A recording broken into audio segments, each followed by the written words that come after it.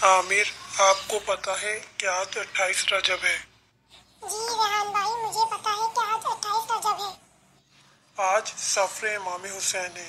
इमाम हुसैन ने मदीने से सफ़र किया था। जी मैं जानता हूँ। तो चलो हम लोग दादा जान के पास चलते हैं। उनसे इमाम हुसैन अलैहिस्सलाम के मकसद के बारे में पूछेंगे।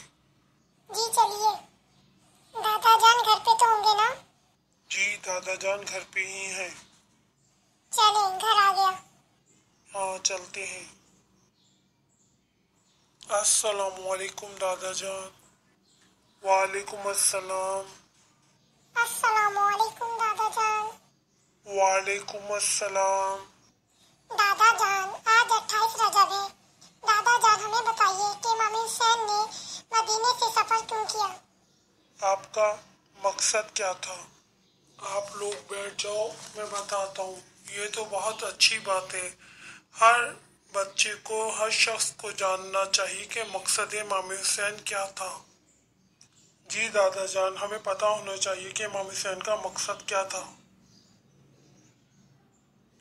बच्चों, 15 रजब सन 60 हिजरी को जब मुआविया का इंतकाल हुआ तो यजीद खलीफा बन गया। वह इंतहाई बदफितरत और बुरा इंसान था। हुकूमत मिलते ही इसने मदीने के गवर्नर वलीद इब्न उतबा को खत लिखा। फौरन इमाम हुसैन अलैहिस्सलाम इब्न अली से मेरे लिए बैत ले लो, और अगर वो बैत ना करे तो उनको कत्ल कर दो। चुनांचे वलीद ने एक दिन इमाम हुसैन अलैहिस्सलाम को अपने दरबार में बुलाया। यजीद के लिए बैत तलब की।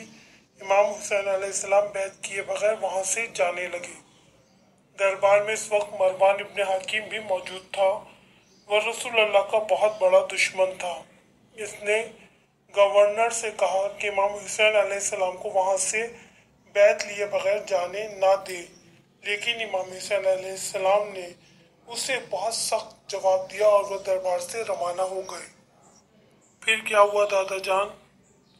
बच्चों, इमाम हुसैन अलैहिस्सलाम वलीद के दरबार से निकलकर अपने घर पहुँचे।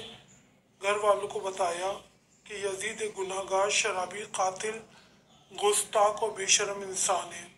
मुझ जैसा शख्स कभी भी यजीद जैसे शख्स की बैत नहीं कर सकता। इसके बाद इमाम हुसैन अलैहिस्सलाम ने तैयारी की और 28 रजब सन 60 हिजरी को अपने बच्चों, घर वालों और दूसरे साथियों के साथ मदीने से मक्के की तरफ रवाना हो गए। तकरीबन 5 दिन सफ़र करने के बाद काफिला 3 शबान को मक्के मुकर्रमा में दाखिल हुआ। मक्के मुकर्रमा में इमाम हुसैन अलैहिस्सलाम 95 दिन तक रहे। इस दौरान पूरी इस्लामी दुनिया में यह खबर फैल गई कि रसूल अल्लाह सल्लल्लाहु अलैहि वसल्लम के नवासे इमाम हुसैन अलैहिस्सलाम ने यजीद की बैत की मुखालफत की है।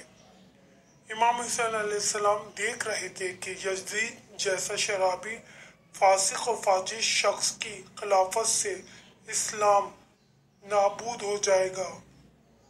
आप इस्लाम को बचाना चाहते थे। आपने बताया कि मैं अमर बिन मारूफ करना, नेकियों को हुक्म देना और नहीं अनिल मुनकिर करना, बुराइयों से रोकना चाहता हूँ।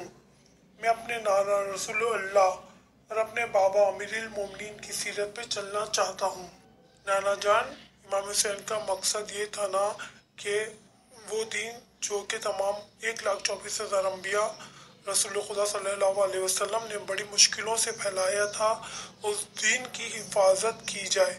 क्योंकि आप जानते थे यजीद जैसे शराबी, फासिक और फाजिर शख्स की खिलाफत से इस्लाम नाबूद हो जाएगा, इसलिए आपने मदीने को छोड़ा। जी बेटा, बिल्कुल सही बात है। आज हमारा दिन जो बचा है वो इमाम हुसैन अलैहिस्सलाम की कुर्बानियों ही की वजह से बचा है। इमाम हुसैन ने दीन को फैलाने के लिए आपके पास जो कुछ था वो परवरदिगार आलम की राह में कुर्बान कर दिया।